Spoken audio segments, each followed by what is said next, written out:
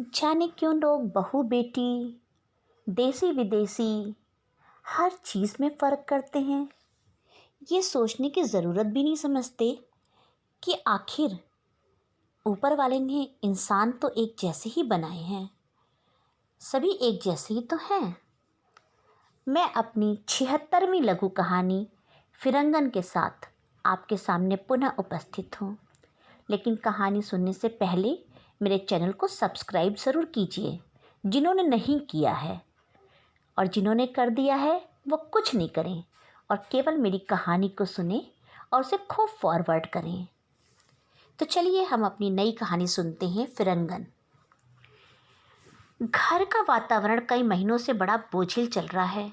भाई के विवाह को लेकर माँ पापा बहुत परेशान हैं। भाई अपने साथ काम करने वाली फिरंगन से शादी करना चाहता है। माँ पापा का सोचना है कि हमारी छोटी सी गृहस्थी में फिरंगन बहू सामंजस्य स्थापित नहीं कर पाएगी। पर एक तरफ बेटे का स्नेह और दूसरी तरफ समाज का भय। कई दिनों के बाद पापा ने आज डरते डरते मुझे फ़ोन किया और घर की सारी स्थिति से अवगत कराया। बीच बीच में तो कभी कभी ऐसा लगता था कि रो ही पड़ेंगे। किसी तरह पापा को ढांढस बंधाकर मैं थोड़ी देर को असमंजस में पड़ गई, क्योंकि हम दोनों भाई बहन के सिवा पापा माँ का इस दुनिया में और कोई रहा ही नहीं। दुनिया उनकी मेरे ही में सिमटी हुई थी। मेरी शादी के बाद पापा कितना उदास हो गए थे। कई दिन तक तो ठीक से फ़ोन पर बात भी नहीं कर पाते थे। धीरे धीरे पारुल के पैदा होने के बाद सब कुछ सहज हुआ। अब भाई के अलग होने का दुख मैं समझ रही थी, पर ज़रूरी थोड़ी है कि भाई अलग ही हो जाएगा।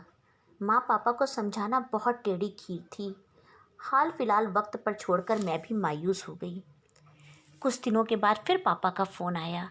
भाई नहीं मान रहा है, वो फिरंगन से ही शादी करेगा। अब कोई गुंजाइश नहीं थी। मेरे मन में भी उस अनदेखी विदेशी लड़की की बहुत बुरी तस्वीर बन गई। समाज में दिखाने के लिए सारी व्यवस्था और रीति रिवाज करने थे। मैं पारुल को लेकर समय से कुछ महीने पहले ही आ गई। थोड़ा माँ पापा का साथ तो दे पाएँ। भाई विकास पहले तो कुछ दिन सहमा सहमा रहा, फिर धीरे धीरे खुला तो अपनी रशियन बीबी हार्ली के बारे में बताने लगा। जिस तरह से वो बताता था तो दिल मेरा भी जुड़ने लगा। शादी होकर हार्ली मेरे पापा और माँ की बहू बनकर और मेरी भाभी बनकर आ गई। आशा के विपरीत वो बहुत अच्छी हिंदी बोलती थी। देखने में बहुत सुंदर तो थी ही, सच में काफ़ी समझदार थी। एक हफ्ते में उसके साथ रही। कोई भी ऐसी गुंजाइश नहीं छोड़ी उसने जिससे मैं किसी वहम में पड़ूं। पापा बार बार कहते थे सब दिखावटी है, लेकिन जाने क्यों मुझे और माँ को यकीन होता जा रहा था उस पर। मुझे भी अपने घर जाना था और मैं घर आ गई। हार्ली से मेरी रोज ही बात होती थी। बहुत प्यारी और मीठी बातें करती थी वो। हार्ली बहुत प्यारी थी। पारुल का तो दिल उससे कुछ ज़्यादा ही लगता था। मैं उसे अपने भारतीय रंग में अब देखने लगी थी तो वो मुझे अपनी जैसी ही दिखने लगी। आज पापा का फ़ोन आया। खूब खुश थे। हार्ली की तो बात करते नहीं थक रहे थे। कान से फ़ोन लगाए लगाए चाय बनाती रही और पापा की खुशियों का अंदाज़ा लगाती रही। मन में द्वंद्व भी चल रहा था। क्यों पाल लेते हैं अपने दिल में लोग एक विदेशी को लेकर। वहम है, जिसे निभाना है वो रिश्ते हर हाल में निभाएगा, और जिसे नहीं निभाना हो वो देशी क्या और विदेशी क्या। क्यों भूल जाते हैं सभी। एक सांचे से निकले हुए तो होते हैं, एक सांचे से निकले हुए नहीं होते। आज हार्ली की समझदारी और व्यवसाय की दूरदर्शिता ने सारे परिवार में खुशहाली ला दी। आंखें नम होती हैं तो बेवजह उसे रोकना क्यों। पापा और माँ का बुढ़ापा सुधर गया, इस बात की तसल्ली हो गई। और आज से मुझे भी अपने ससुर और सास का बुढ़ापा सुधारना है। उन्हें कोई तकलीफ़ ना हो, ख्याल रखना होगा। शायद ये चिंता कुछ सालों के बाद मेरे साथ भी हो। फिरंगन देसी बन सकती है तो मैं क्यों नहीं। मैं तो सच में ही देसी हूँ। माँ के आवाज़ लगाने से पहले ही मैं चाय लेकर पहुँच गई।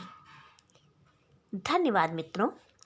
मेरी ये नई कहानी फिरंगन आपको अवश्य पसंद आई होगी। ये मेरी 76वीं लघु कहानी है। आप मेरे चैनल कहानी सुपर जंक्शन को लगातार देख रहे हैं, मेरी कहानियों को पसंद कर रहे हैं, क्योंकि मेरे पास कई लोगों के फ़ोन तो आते ही हैं, कई लोग इनबॉक्स में भी मुझसे बात करते हैं। मुझे बहुत अच्छा लगता है जब आप इस तरह मेरी सराहना करते हैं। तो मित्रों, इसी तरह आप मेरी कहानियाँ सुनते रहिए।